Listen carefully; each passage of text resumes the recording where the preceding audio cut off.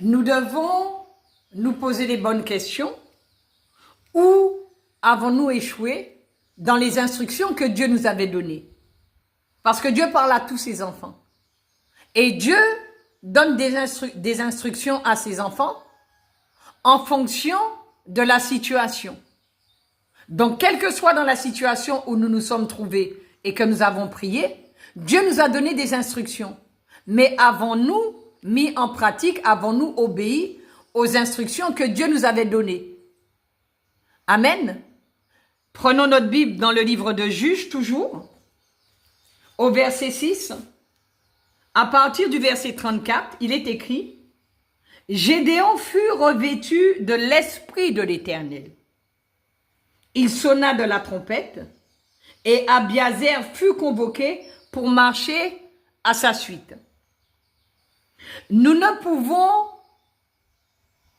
mettre en pratique et obéir aux instructions de Dieu que si nous sommes revêtus de l'Esprit de l'Éternel. Le revêtement de l'Esprit est très important.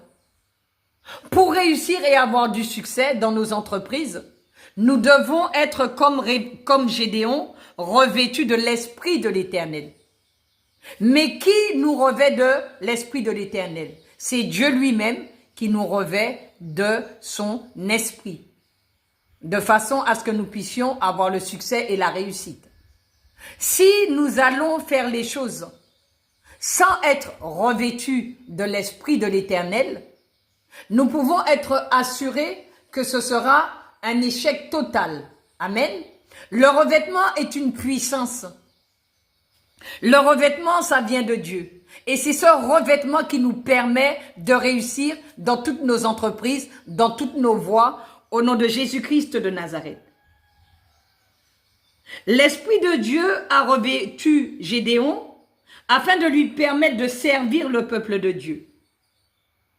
Si Gédéon n'avait pas été revêtu de l'Esprit de l'Éternel, il n'aurait jamais pu servir le peuple de Dieu. Gédéon se met en route revêtu de la puissance de l'Esprit.